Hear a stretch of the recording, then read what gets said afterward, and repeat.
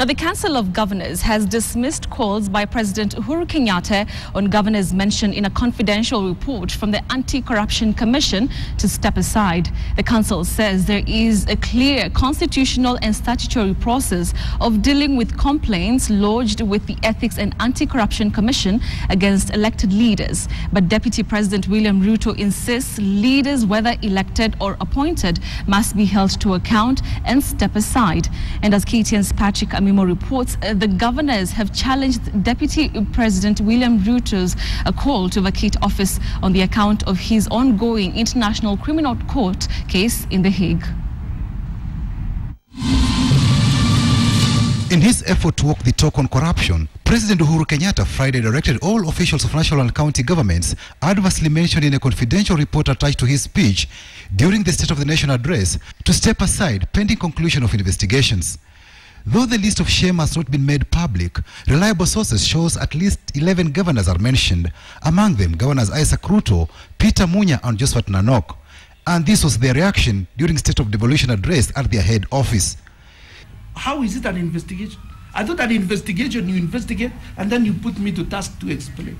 How did my name get into a report when I am not aware? I have never heard of any one of them visiting Bomet.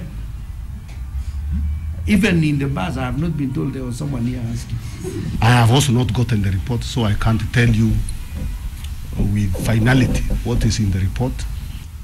It's a shock. I do not know why I'm on that list.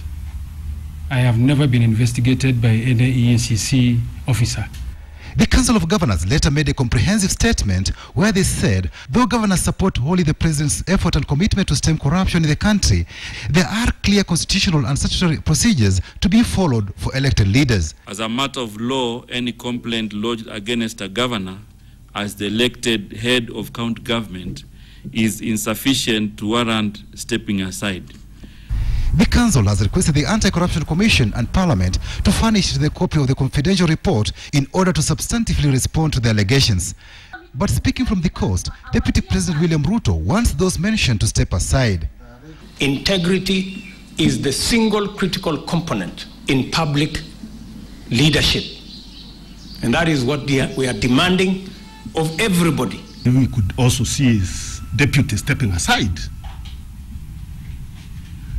I would step aside the next day. For government officials, they can be fired or the president can give executive orders. For elected officials, the vacation of office by a governor is governed by the Constitution.